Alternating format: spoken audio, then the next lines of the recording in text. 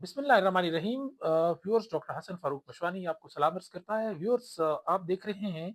Global perspectives. अगर आपने अब तक इस चैनल को सब्सक्राइब नहीं किया तो आपसे गुजारिश है कि प्लीज़ इसको सब्सक्राइब कीजिए। बेल आइकन को प्रेस कीजिए ताकि आपको लेटेस्ट वीडियोस जो है वो आप तक पहुंचती रहे। Viewers, this time it's America. मेरी मुराद ये है कि जब अफगानिस्तान के अंदर ग्लोबल वॉर ऑन टेरर चल रहा था और आईएसएफ यानी नेटो फोर्सेस और यूनाइटेड स्टेट्स ने अफगानिस्तान के अंदर ऑपरेशन शुरू किया हुआ था, तो उस वक्त अमेरिकन जो गवर्नमेंट्स थी वो पाकिस्तान को वॉर ऑन टेरर की मद में सालाना कुछ इमदाद दिया करती थी, जो कि तकरीबन 1.5 बिलियन डॉलर के करीब था। लेकिन अमेरिका की मुख्तलिफ हुकूमती या जो दूसरे इदारे हैं उनकी तरफ से अक्सर और बेशतर इस चीज़ की इल्ज़ामात लगते थे कि पाकिस्तान अमेरिका के साथ डबल गेम खेल रहा है। यानी पाकिस्तान अमेरिका से इमदाद भी लेता है और अमेरिकन जो राइवल्स हैं, उनके जो दुश्मन हैं इस खत्ते में, यानी अलकायदा और तालिबान खसूसी तौर पे,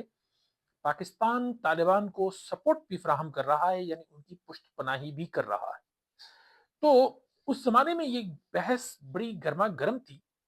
लेकिन लगता यूं है कि जैसे कहते हैं कि तारीख ने पलटा खाया और अब अमेरिका की बारी है। अमेरिका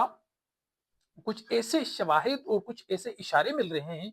कि अब अमेरिका जो है वो इस खत्ते में डबल गेम खेल रहा है। यानी आ, हाल ही में डोनाल्ड ट्रंप ने एक बयान दिया है कि जिसमें उन्होंने कहा है कि अमेरिकन अवाम की जो टैक्स पेयर्स मनी है, ये तालिबान को देके वो हम अपने दुश्मनों को बिलियंस ऑफ डॉलर, उनके वर्ड्स से मिलियंस, नॉट मिलियंस बल्कि बिलियंस ऑफ डॉलर, हम तालिबान को एड नहीं देंगे क्योंकि तालिबान जो है वो अमेरिका के दुश्मन हैं। अब ये बड़ी हैरान कुन बात है और इस सिलसिले में ये भी एक बहुत जरूरी बात है कि तालिबान ने एक दफा नहीं, कई दफा मुख्तलिफ अखबारों में इस चीज का वो आ रहा है कि तालिबान इस चीज को डिनाई कर रहे हैं, लेकिन साथ में वो ये भी कह रहे हैं कि हो सकता है कि ह्यूमैनिटेरियन ग्राउंड पे अमेरिका ने अफगानिस्तान को कुछ न कुछ इमदाद दी हो, लेकिन तालिबान की जो गवर्नमेंट है उसको उसमें से कुछ भी नहीं मिला। अब इस मौजू पे ये जो सारा सिनारियो बिल्ड हो रहा है, बैनुल अक़वामी उमूर पे नजर रखने वाले लोगों के लिए इसमें बड़ी अजीब और गरीब किस्म की जो है ना, यानी शवाहिद मिल रहे हैं, इशारे मिल रहे हैं कि पिछले 1979 यानी 24 दिसंबर 1979 से लेके आज दिन तक अमेरिका में जो हालत, ये सॉरी, अफगानिस्तान के अंदर जो जंग की सिचुएशन है, उस मुल्क की करेंसी जो है वो डॉलर्स के बगैर कैसे मुस्तहकम हो गई। एक दूसरी बात यह है कि जब अमेरिका समेत पूरी जो इंटरनेशनल कम्युनिटी है, सिवाय चंद मुल्कों के, चीन, पाकिस्तान या दूसरे कुछ मुल्कों के, अगर वो सब अफगानिस्तान की जो इंटरम गवर्नमेंट है तालिबान की, उसके साथ अगर उनके जो ताल्लुकात हैं वो मुनक़ता हैं, तो फिर अफगानिस्तान की हुकूमत या इंटरम गवर्नमेंट पिछले 3 सालों से कैसे चल रही है। इस सिलसिले में एक बड़ी ही इंटरेस्टिंग डेवलपमेंट होती है कि जब सितंबर में अमेरिका के एक सेनेटर हैं, रिपब्लिकन, जिनका नाम है टिम बर्चेट्स, उन्होंने इस बात का इंकशाफ किया कि अमेरिका ने अगस्त 2021 से लेके अब तक अफगानिस्तान को तकरीबन 21 बिलियन डॉलर जो है वो फराहम किए हैं। वो 21 बिलियन डॉलर जो है अमेरिका ने अफगानिस्तान को क्यों दिए हैं? जबकि अगर आप दूसरी तरफ देखें तो हाल ही में कुछ खबरें आ रही हैं कि पाकिस्तान ने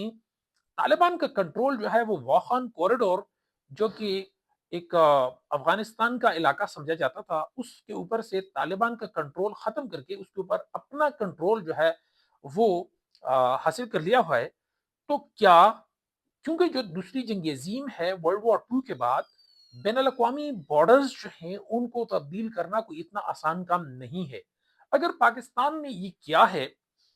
वाहन कॉरिडोर से जो तालिबान है उनकी उनका कंट्रोल खत्म किया है, तो क्या ये अमेरिका की मर्जी के बगैर हो सकता है? क्या अमेरिका ने इस पे शोर शराबा क्यों नहीं किया? अच्छा,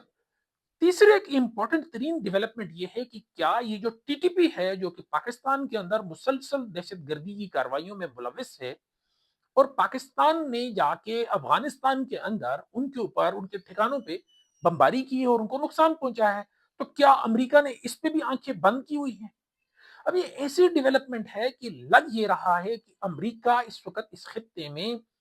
گیم کھیل رہا ہے، اور اس خطے کی